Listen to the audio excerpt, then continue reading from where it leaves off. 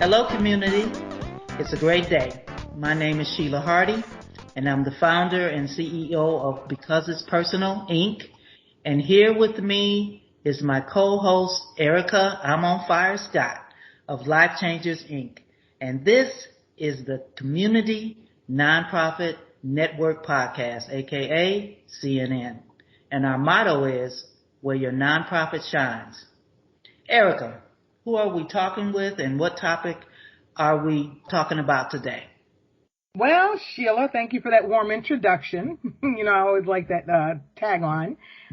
Today we have with us Michael Taylor, and he is the director of Center for Employment Opportunities, CEO Atlanta, aka CEO Works, and we are going to discuss work after lockup, which we're going to go into how CEO works with ex-offenders, returning citizens, and although they are not a new organization, Mike is with the new division in Atlanta.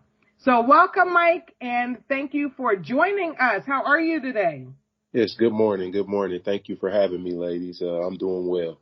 I appreciate you allowing me to come on the call today. Wonderful. So can you give us a breakdown of what you do? I know your title, like I just said, director, but as director, what are you responsible for? What does your role entail? Yes, so I am the site director for Center for Employment Opportunities Atlanta. We provide immediate, effective, and comprehensive employment opportunities to men and women returning home from incarceration. We are in 30 other cities. We just launched in Atlanta in April of 2021, officially starting program in August of 2021. And my responsibilities as the site director, staff development, I was responsible for hiring my entire team. I also manage our work crews, which I'll talk a little bit about later in the program. But we provide transitional jobs to our participants. So I'm responsible for managing those customer relationships, as well as community and outreach engagement and outreach in terms of making sure we have the resources to serve our participants who are working in our program. Okay, so now to break down what you just said, you say training your staff. Are your staff returning citizens? Some have lived experience, but no, you don't necessarily have to have lived experience to work for CEO. But our participants, they are all 100% justice involved. Okay. And you said a term I hadn't heard before, transitional employment. Break that down. Yes, so our participants are able to work up to 4 days a week. This is the second phase of our program. So after participants complete an orientation, a 2-day paid orientation, they're immediately placed on one of our transitional work crews. It's called transitional employment because it is part-time employment. This is what we consider to be a stepping stone. The goal is to help our participants obtain full-time employment. But in order to reduce recidivism, we found that individuals need employment. So the goal is to put them right to work as soon as they're released, so we can provide that level of support that's needed until they're able to become more self-sufficient. Okay, so now the work, is it normally like blue collar, like construction and cleanup and that sort, or do you go into like job skills training for long-term employment? Yes, so it's a combination of both. So while they're participating on the work crews, they're actually getting coaching and mentorship from our site supervisors.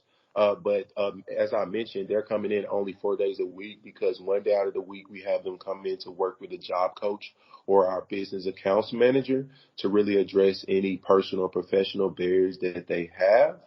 So it is a developmental program. That's our main focus, is to really coach them and get them to where they need to be. But if I'm honest, we have participants that are on both ends of the spectrum. And what I mean by that is some come in and they need a lot of resources. And then we have some who come in and simply just need an opportunity. Okay. So now what's the criteria that the ex-offenders, the returning citizens, must meet in order to work with CEO Works? Yes, so the number one thing is being justice involved. As I stated earlier, we work exclusively with justice involved individuals. They also have to be 18 years or older, as well as be able to perform manual labor and be unemployed and be referred to us from one of our community partners. Okay, so now talk to us about community partners. Who are they, and how does that? Because one thing I'm curious about is housing. Where are your people staying? Do you help out, because you don't offer transitional housing, I'm assuming, but do you connect with other organizations, agencies, apartment complexes, who do? Yes, so that's, as I mentioned earlier, the comprehensive piece of the program. We know that employment is only a stabilizer. We want them to start to generate some income as soon as possible. But at the same time, we understand that if you don't put all those other resources around them, and when I say them, everyday people who, need all of the things that you and I need. So what we do is we work with community partners who work with justice involved individuals. My goal as site director is to leave no stone unturned. I want to connect with any and everyone working in this space, because it takes a lot to really help someone. It really takes a village. So within that, we work with a lot of organizations across Metro Atlanta, receive a lot of referrals from Department of Community Supervision, Department of Corrections, and some other smaller organizations, Living on Purpose, New Life Second Chance, Crossroads Ministry. I could go on and on and on about the great Wow. partners that we have in terms of the referrals. But on the other side of things, we also have to refer out a lot. So we're working with organizations like Spark Fire to help participants with phones. We have a partnership with the Gateway Center and the Evolution Center, which is a transitional housing facility or shelter. We also work with Everyone On, which is an organization that's helping with the digital literacy divide. So again, any and everyone working in this space, but you did bring up a crucial topic, which is housing. Housing is a very huge issue Yes. within the justice involved community. Many of them have employment, but at the same time, we struggle to help find landlords in different complexes that will lease to returning citizens. So that's definitely something that we're working through. But there are organizations like Pad Split.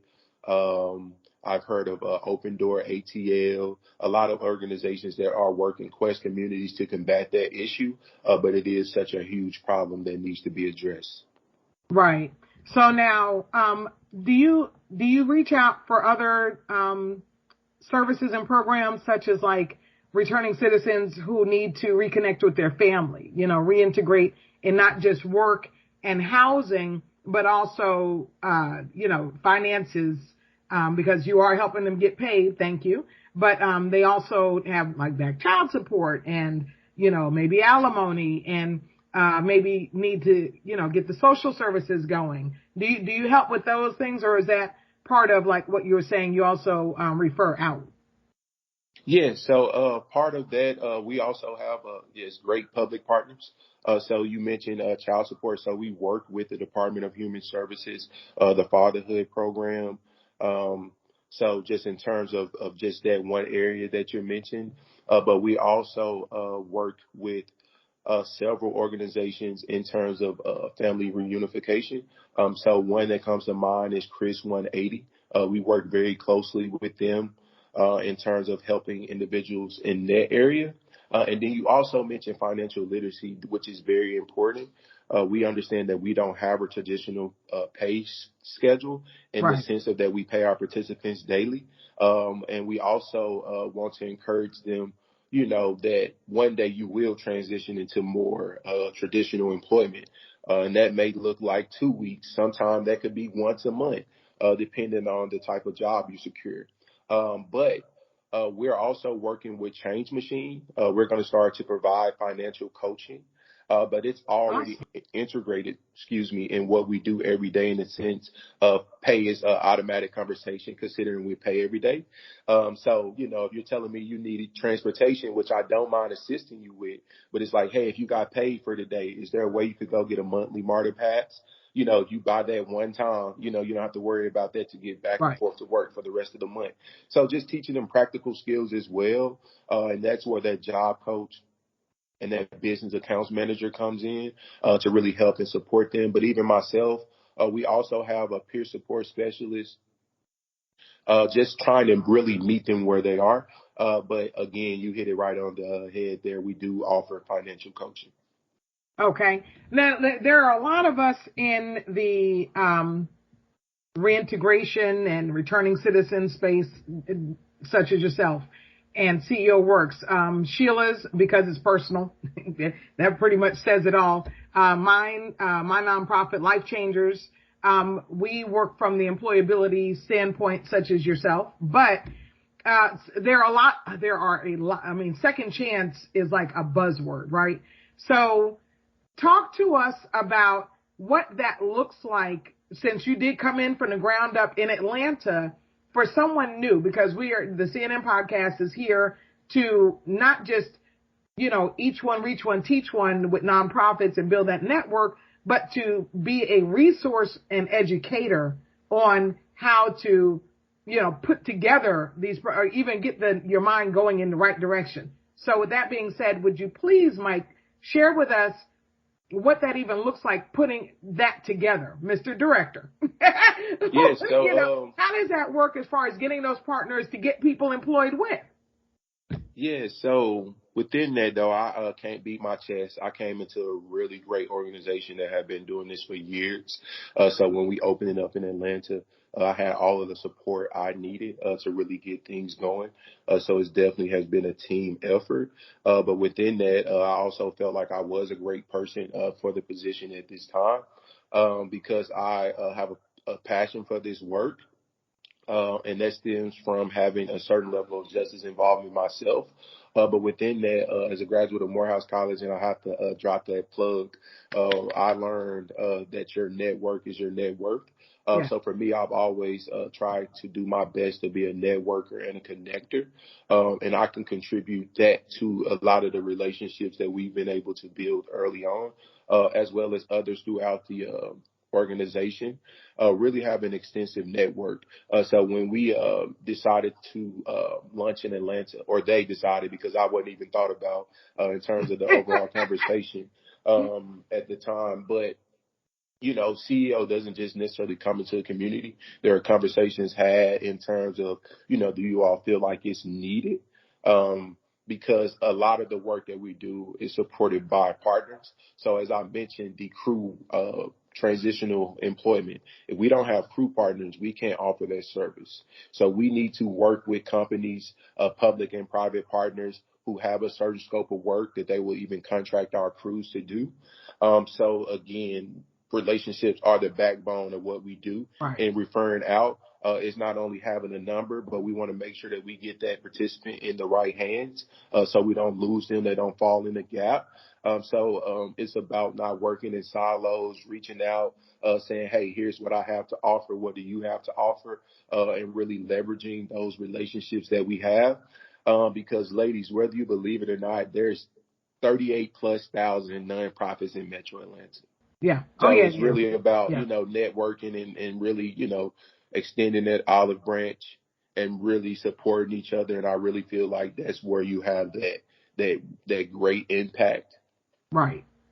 Right. Well, you touched on it, and I guess we could have started off with this, but why do you do what you do? Tell us a little bit about your backstory and what brought you to CEO Works through Morehouse and all of that. Because you could have gone a lot of places from Morehouse and not into the nonprofit space. So tell us what got your passion in this direction. Yeah, it's so funny that you say that because that's similar. I've always felt like, this was a personal assignment on my life to help people. And I wanted to do it at an early age. But coming out of Morehouse, I received the opportunity to work for the city of Atlanta and was able to do some great work in the workforce development space, which led to me receiving a lobbying opportunity from a premier organization in Atlanta. Wow. But a couple of weeks prior, I had been arrested for possession of a controlled substance. I had 0.02 milligrams of a hydrocodone pill, which is ultimately nothing if you ask me. That whole, back hurt, you got some medicine I could take type thing, got a pill from my sister. Really just no malice at all. And unfortunately was arrested and charged with a felony. And just that really changed everything because that job offer was rescinded. And I was used the terminology. I was in transition, really didn't understand what I was kind of going through at the time. But I wanted to stay positive, right? I knew I had made a mistake. I wanted to own it. But at the same time, I was 24. I'm like, this can't be the end, right? I'm coming out of college, trying to go to law school, trying to do a lot of things. But here I am with this felony over my head. But fortunately, I had some good people around me that just kept me encouraged, kept me lifted up. And through that time at the city, I was able to just build a lot of relationships. I'm always, as y'all can see, I'm a talker, somewhere running my mouth. As people say, never met a mic you didn't like. So just always, just bumping into people, sharing my story, where I came from.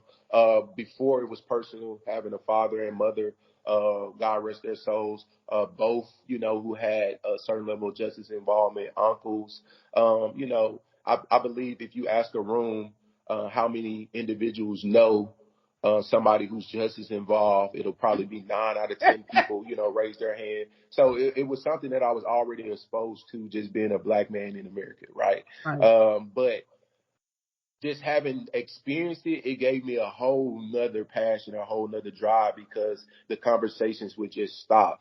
It was like I was this great person, educated, had all of these really great things going for me up until the moment I told someone that I had a background. But fortunately, I was tried under the First Offenders Act and eventually got those charges dropped. But even within that, meeting some really great people, and I'll wrap it up here, but I got a chance to work for an organization called Jobrise, which serve exclusively returning citizens.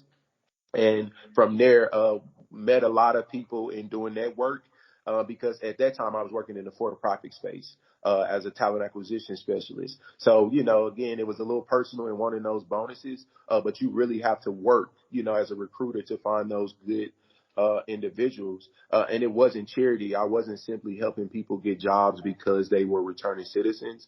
I was trying to change the narratives. We were trying to say just because someone been to incarceration doesn't necessarily mean that they can't be a great employee. But in doing that work, got to meet a lot of great people. And that's where I eventually, came across a CEO and received the opportunity to apply for the position and was granted the opportunity to serve in the form of the site director. Wonderful. Yeah, you're right. I used to volunteer at a homeless shelter, and you would meet, some of the most brilliant people. One guy, really didn't fit in. And I'm like, one of my jobs was intake. So, the breathalyzer and for new people that were coming into the facility, sit in an office and ask them, a list of questions. This guy, he was a business manager, and made one wrong mistake. I think it's kind of like a gambling thing, but my own experience from my father being incarcerated from the time I was 6 to 16, and this dude held a master's in math. So yeah, you're right. There are a lot of smart people that are incarcerated. They're just, that it takes that one oops or substance abuse or some kind of addiction, but or anger management, But what was your degree at Morehouse? It was in political science.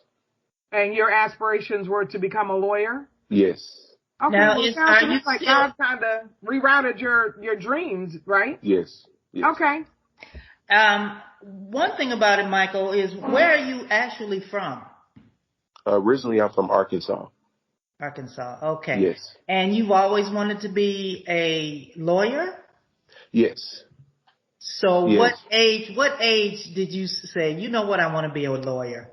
Ironically, ever since I can remember. And the reason why is because I have an uncle who's been incarcerated my entire life.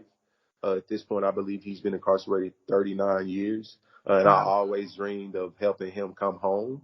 So attorney was the way that I figured I would get that done. But at the same time, for me, the passion has just always been helping people. I can't see being in a position where I'm not helping. And I think if I had went the route that I wanted to go, I wouldn't be so attached to the work. And I'm working on finding that balance. But at the same time, I really want to get in there and roll up my sleeves, and really help people. Whether Awesome. it be, I think the passion is at the moment is returning citizens, justice involved individuals, but I could easily be in another fight in regards to helping people. Awesome. Also, I wanted to ask you this. Where do you find the time for yourself doing all this? So as I mentioned, I'm working on it. People use the word balance, but I feel like when you say balance, it feels like a 50-50 equal type thing. And I don't think you're going to ever quite get that, just because we're always being pulled in so many different directions. But at the same time, I try to go to the gym. I recently got engaged, so I spend a lot of time with my Oh, fiance. Yeah, congratulations. thank you. So we're getting ready to plan a wedding. I spend a lot of time with my family and friends, but I'm trying to find some new hobbies. I like film and entertainment. I really have a passion for videography and video production. I'm interested. I try to be a novice in a lot of things, and what I mean by that is just always exposing myself to different things.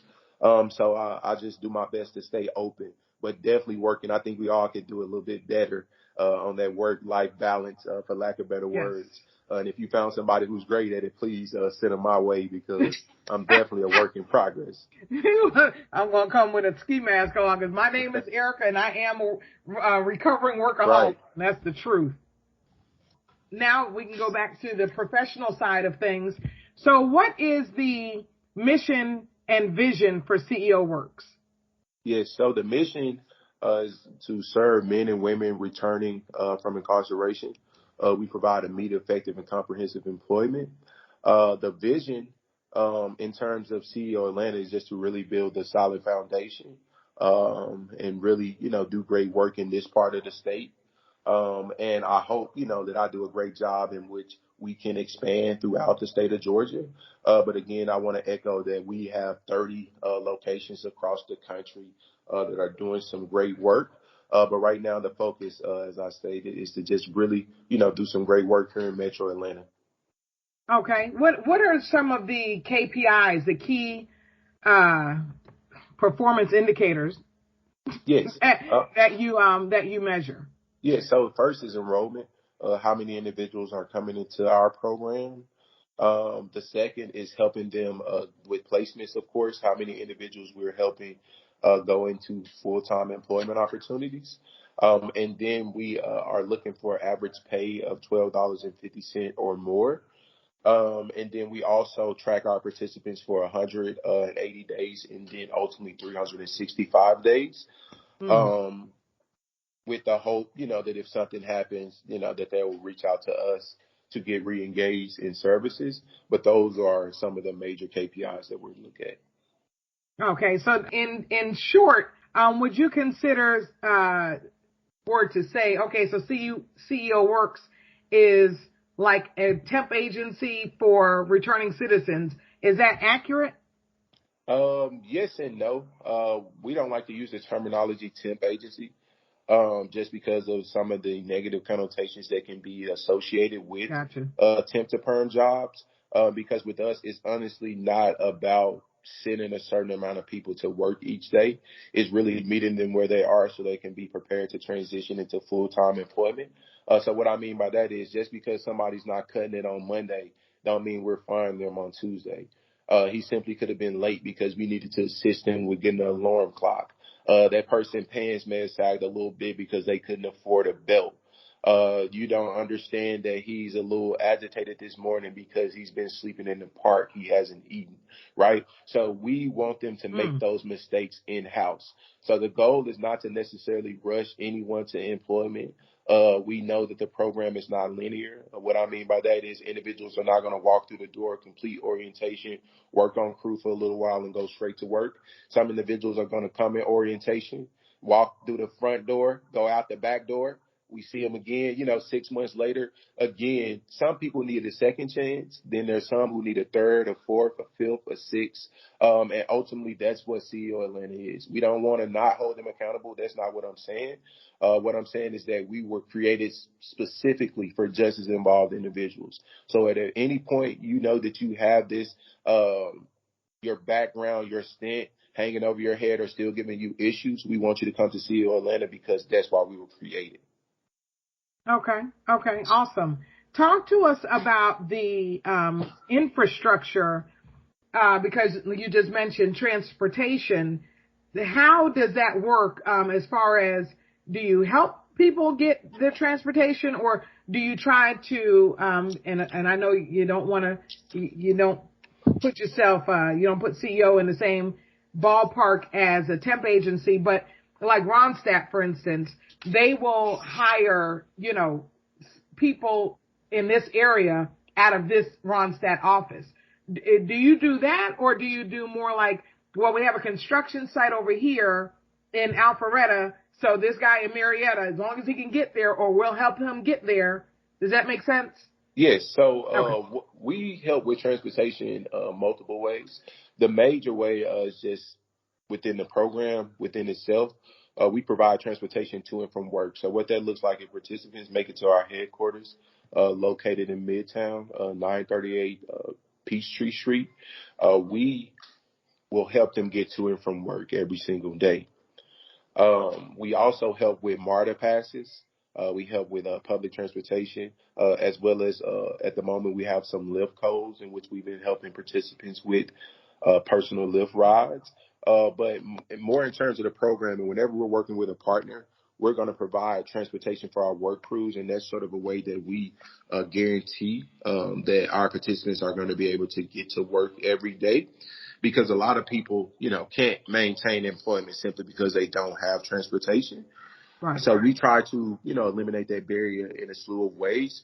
But even within that, helping them identify a route, or if they should even take this job before they leave the program, if they know transportation is going to be an issue. If you're looking for housing, are you looking near a MARTA station? If you know that you don't have a family member or, your own personal vehicle. So we also try to ask them questions like that. Again, because we want to set them up for success. We know if we help you get a job out of Marietta and you can't get to and from Marietta every day, you're not going to be able to maintain that job. And although the pay may look good, we want to let you know, that don't set yourself up for failure if you haven't figured out a real, path towards success. And so keeping with that example, what would you do with that person in Marietta? So for example, if that individual was out in Marietta, just come to my mind right now. I know that there's a transit system, I believe, between, and excuse me if I'm wrong, but it may be called CTT, I believe, where they could potentially connect to the MARTA. CCT, I'm sorry, Cobb County Transit, yeah. Yeah, Cobb County CCT, so we could connect from Cobb County Transit to the MARTA line, or maybe we would give that person a lift code to maybe if their house, where that money that we have for Lyft allow them to get a transportation to the nearest MARTA station, for them to come into the city. We would look into that. Ultimately, if things didn't work, we would try to connect them with organization within their area. And earlier, not that all temp services are bad. We know that there are some really great organizations out there. Again, just wanted to note, a lot of times, individuals reach out to organizations like us and assume that it's just, we need a lot of people real quick. And it's more to that, right? We understand that you can get a lot of people real quick if we start to meet a lot of people real quick where they are, right? So that's where that part comes in. But we would look at ultimately whatever it is that we could do to help that person before we rerouted them to another organization. Okay, and who reaches out to the business partners to even get the contracts? Is that you, or CEO Works has someone like in the home office who handles that? Yeah, so we have someone on our national sales team for anyone who may be interested in learning more about our crew opportunities. But ultimately, as the site director, being the person here on the ground, I may be the first point of contact. But ultimately, like I said, with us being a national organization, someone may be working with us in a Charlotte office, our Charlotte office, and say, hey, we're going into the Atlanta area. Could you get us connected there? So again, a combination of ways that individuals reach out to us. But yes, we do have a national sales team. Okay. And now CEO Works, is it mostly funded by, because I know a temp agency, they'll charge a company $17 an hour, for instance, and they're paying the worker $12 an hour, so they make that $5 an hour profit. Are you, is it that way, or is it like grants and other kind of funding, fundraising, or a combination? How do you get paid? So it's a combination. So our crews do generate revenue, but we also receive philanthropic dollars from some gracious donors, as well as grants. So as you stated, it is a combination of those things. We recently was a part of the Beloved Benefit event, which was a huge opportunity to not only raise awareness, but funds around the work that we, as well as the 7 other organizations that were a part of it. So again, just a lot of different ways that we generate funds for the program. Okay. And one thing that I didn't mention earlier is that we are a SNAP Works partner. So one thing we try to do to address immediately is any food insecurities by helping our participants sign up for SNAPs, EBT, aka food stamps, Right. and then we leverage that in the form of our SNAP Works program. So something again that I wanted to shout out, just trying to meet them in another area. Right. By You sound leveraging, too young to know about food stamps. Yeah. No, I actually right before they changed over to the card, I seen the bills before. A food stamp might be worth a lot more right now. That's Right. so antiquated. Sheila? I just wanted to find out from you is like if I and I think we talked about this before. If I was still in jail and I knew about your program or whatever, and you already talked about it, so I just wanted to just reiterate that, if a person is still incarcerated and is about to get out or whatever, they would actually have to be released, and then they have to go see you personally. Is that correct? So yes and no. And what I mean by that is they do have to be released. But individuals come to us a plethora of ways. So as you stated, they can walk in. Someone wants to be walking up Peachtree and say, "Hey, what is this place? What do you all do?" They could walk in, or if they just heard about us through word of mouth. But a lot of our referrals who are returning come to us through our partnership with the Department of Community Supervision. So the community coordinators there are already aware of us. And if we're lucky, we've been able to do some kind of outreach or get connected to the local facility to say, hey, we're here to let individuals know once they're released. If they come to us, we will serve them. I've actually walked Fulton County, the detention center over on White Street. I've also been to the South Annex to meet with and talk to the women in that facility. The Metro Atlanta Reentry Facility. Again, going in and everywhere to run my mouth, about this program to let people know, what we have to offer. But a lot of the participants that we get come to us in the form of referrals through our referral partners.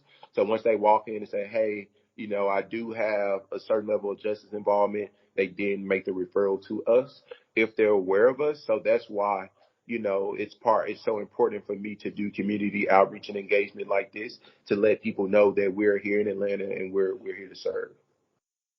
So does that mean you also take people who are just on papers, meaning they're not coming out of jail or prison? They've been arrested, booked, and released on ROR or something like that? Yes. So the program was designed to help individuals returning from prison. But at the same time, we help individuals who are justice involved. And that's why I keep using that term, for the simple fact that just going into the jail and coming out of the jail affects people differently. Everyone can't read a rap sheet. They don't know that you pleaded nolo contendere, or they don't know that you were tried on the first offenders and it's going to be dismissed. The average person doesn't understand the system. They just saw that your application was flagged and they're not going to hire you. They're not going to offer you any housing. So that's just kind of, our take on it. Okay. Okay.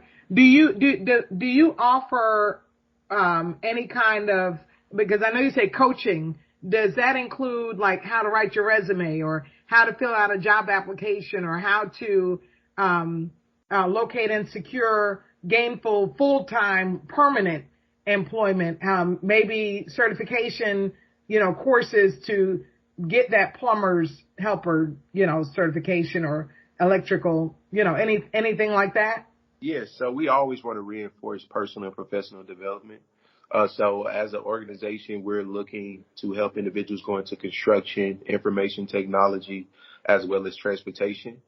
We understand that those can be very lucrative and secure, if you could use, a term in terms of job security, Right. areas for justice involved individuals. But ultimately, if an individual can demonstrate and prove that there's a route to success in terms of whatever training that they're looking to complete, if they've addressed certain issues. So what I mean by that is we can't talk about a CDL until you get your driver's license reinstated. Right. So it's talking Right. to them about those small things and really creating a plan of action to help them accomplish those goals. So that is a part of the coaching, right? If you're looking to do this type of training, is that realistic? And if so, how do we set you on a path to success? What community partner do we need to get you connected with? Can we reach out to WorkSource Atlanta, where you can leverage the Workforce Innovation and Opportunity Act to get you some funding for training? Can we send you over to who comes to mind? General Assembly for some kind of information technology training. Do we need to bring everyone on in to help you with some computer training?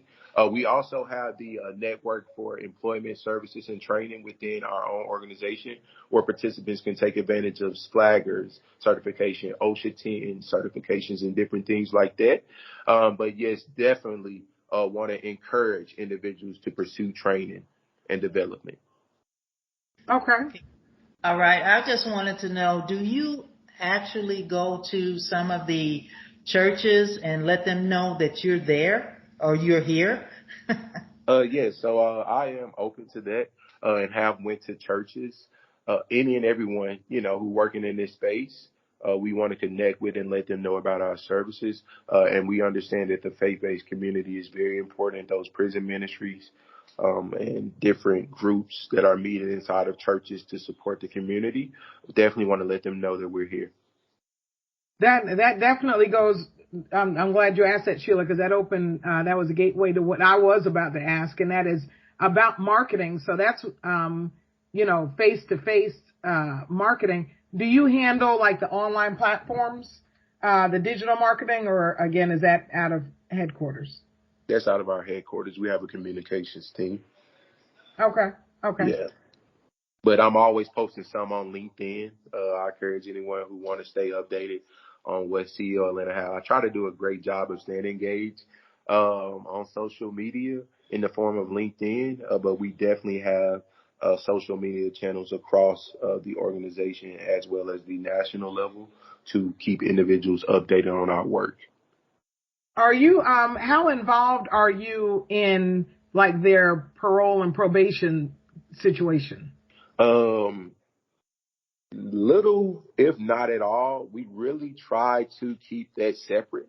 After referral comes in, we work with that participant.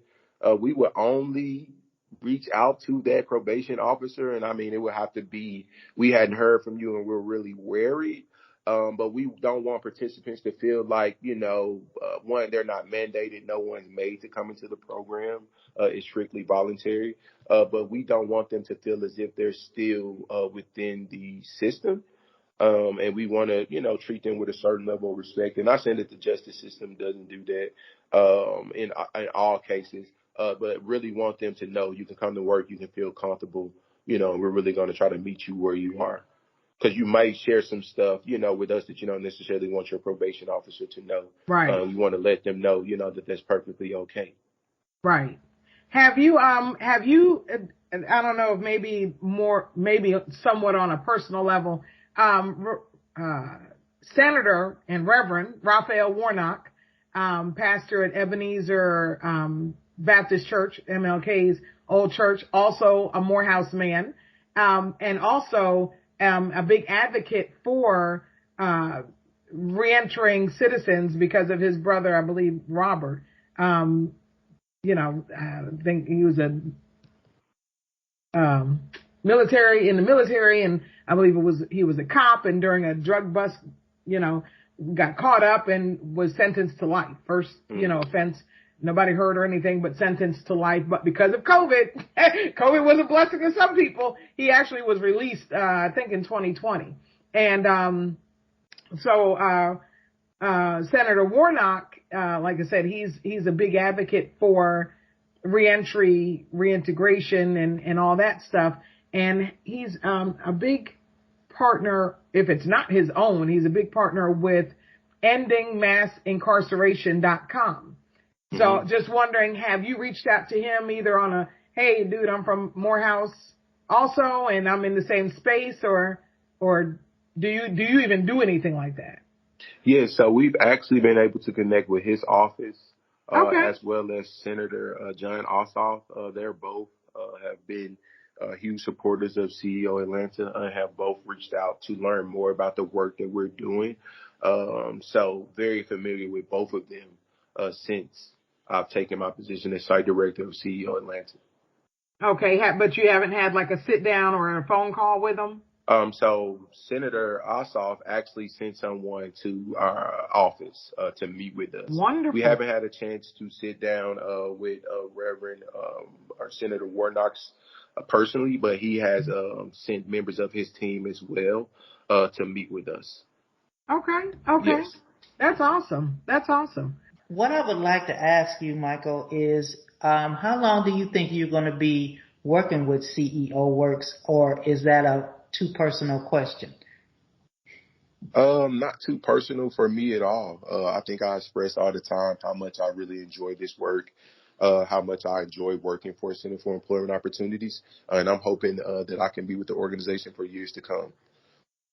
That's great.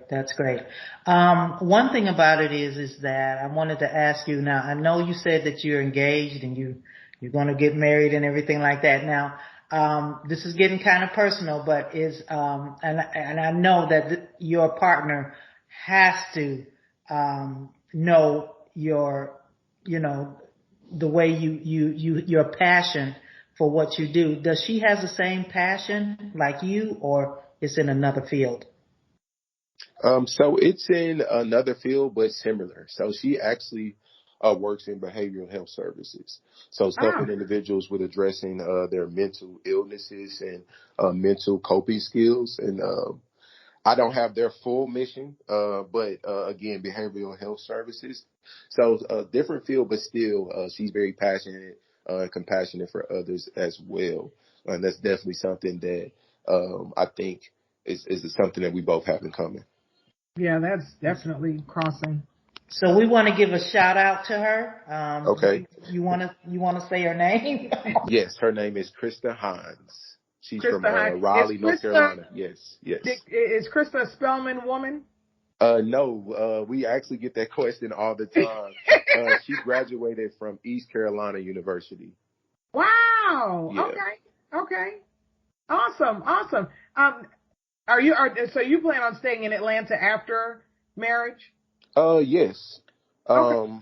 But with CEO being a national organization, as I stated earlier, there's a lot of opportunities within the organization. And then now with this new hybrid system, you can also work, other places. But I don't have any family here, and she doesn't either. So that would be the only, I guess, necessarily drawback to necessarily staying here in Atlanta.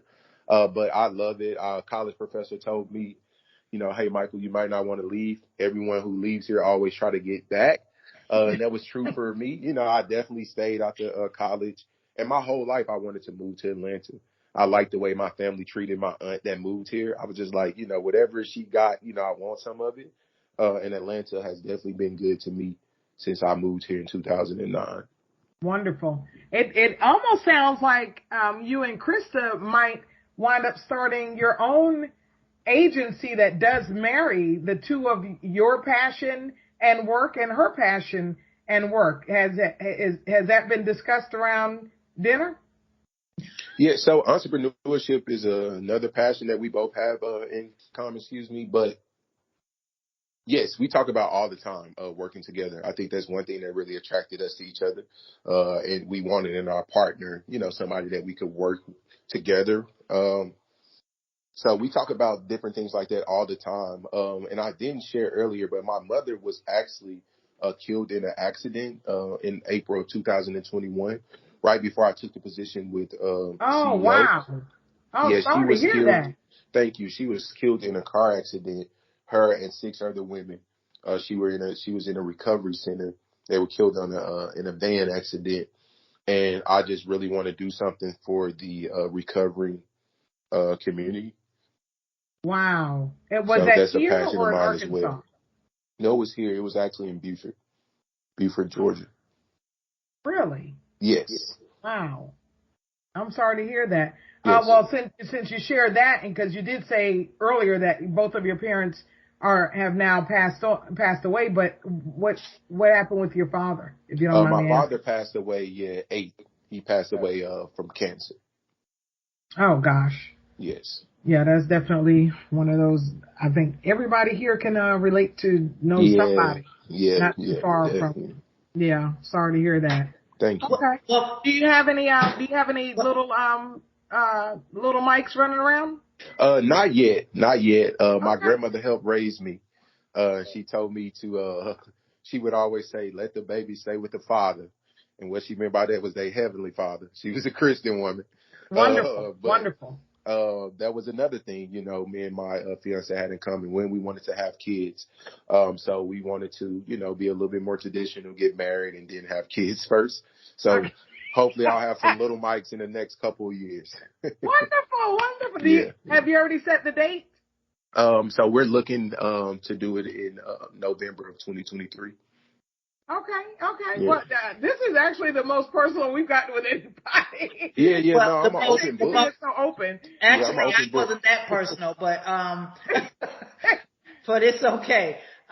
What we do now, I want to let you know, Michael, what we do now is we have a little segment of what would you do? Mm-hmm. And so this might be a little bit personal, but I don't think it's that personal, just what we just dealt with. But Okay. anyway, here's what we want to ask you. What advice would you give to today's teenagers, like 13 to 19?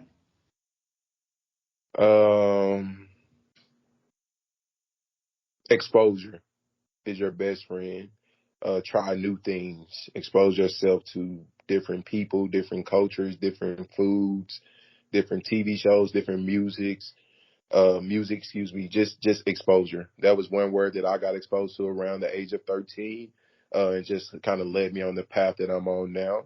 I ultimately will try any and everything. It's one of those things, if you don't like the way it tastes, spit it out. If it's not for you, move on to the next thing. But, Amen. Try something new. Awesome. And if you could change one thing in the world, what would that be?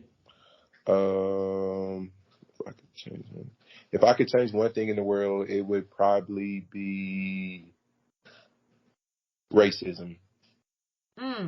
Yeah, I want everyone to get along. As naive as that may sound, I would just want everyone to be able to get along across, and respect each other for their differences. Wow. Yeah. And other than your family, your health, and your friends, what are you grateful for? People. I really love others. I really feel like the pandemic showed me just how much I loved, engaging other people, just how much of an extrovert I really am. Okay. I like that one. All right. And what would you do if you knew you could not fail? I would help as many people become millionaires as possible. Okay. I'd like you to expound on that why millionaire, and what would you do to help them get, because we all know that lottery syndrome. People win this $500 million and then they're miserable. So what would you do to like get them ready for that? Yeah, so for me, when I said that I wouldn't just haphazardly do it, people will have to come to me with a business plan. So I wish I could create like an incubator to help Awesome. create as many successful millionaires. And the reason I say millionaires is just because that's a status number. Everybody wanted to get to that million. But I feel like if you're somebody who's able to acquire that through the form of hard work and business, then you would appreciate it and be able to help others as well. So that's for me personally. If you hear millionaire from me, just know I'm trying to help other people. So that's why that came to mind. I would try to replicate that. I would hope I could help someone, and then we help as many people as we possibly can, and it'd be a trickle down effect. Awesome. That's awesome. Yeah. Now, do you have any upcoming events to share with our listeners? I don't want to necessarily give a schedule of our orientations. So the best way is just to check out our website, which is www.ceoworks.org. And on the locations, you can go to find Atlanta, where you can learn more about us, and then get all of our contact information to call and see about our upcoming orientations. But outside of that, we don't have any events planned. And the reason I would encourage listeners to do that is because those dates change based on how many people we need to bring into the program. Okay. Gotcha. So, what have we not discussed that you would like our listeners to know? Nothing at this time that I can think of. I think I'm a pretty open book. For me, I would just tell someone, don't look at me from the outside looking in without knowing my story. And I think if you do look at my story, you'll see it is one of overcoming. And I really just want to encourage other people and let them know that they don't have to dim their light, to allow others to shine. I think we're all subconsciously looking at ourselves, in a way, and if we could just see some good in each other, then our day, our communities, everything would be better off. So for me, I just honestly try to be an encourager. Awesome. And know, that it took going through some stuff to get there. Right. You don't have to dim your own light to let somebody else shine. That's awesome. Yeah. The encourager, we're going to call you Barnabas.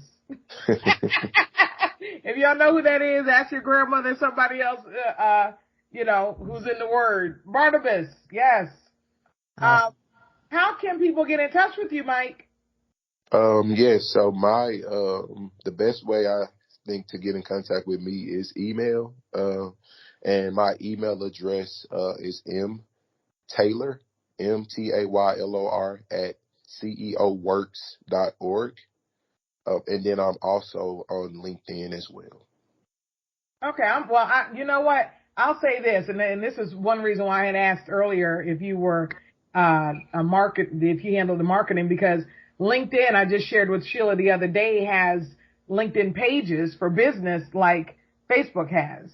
And yes. So I was going to ask you, how you use that to get, but you don't handle that, so I won't. Yeah, but we have a national page as well. So if you look on LinkedIn, you look for Center for Employment Opportunities, you will see our headquarters based in New York City. And then from there, you could also connect with us throughout the country at our other sites as well. That's awesome. That's the second guest we've had that was based out of, because RLC, Rescuing Leftover Cuisine with John McMicken, who was our actually our very first podcast guest, because prior to that it had just been Sheila and I, but they are based out of New York City, of course, my hometown, and John works he's the fundraising manager for the Atlanta branch. But what is the number for someone who is looking for you? What number to just get enrolled? They don't necessarily need Mike Taylor, but they want to get with CEO Works. Yes. So the best way to do that is through email. And that email address is referralsatlanta at ceoworks.org. Okay. Awesome. And what's the website one more time, please? www.ceoworks.org. Okay. So thank you, Mike, for joining us. Yeah, no, definitely. I appreciate you too for having me. And what we want to do is we want to leave our listeners, we leave our listeners a quote. And we just want to let you know that motivate your miracles, modify your dreams. Ooh, I like that one. Are you going to come up with a new one every day now? Not every day, but yeah. I mean, every episode? Yeah, you're going to do something different every day. Okay. Well, yes, and if you would like to advertise with us, please contact us on our website, thecnnpodcast.com. And again, this is Erica Scott, Executive Director at Life Changers, Inc., and my lovely co-host, Sheila Hardy, CEO and founder at Because It's Personal, Inc. And until next time, as always, be awesome and be blessed.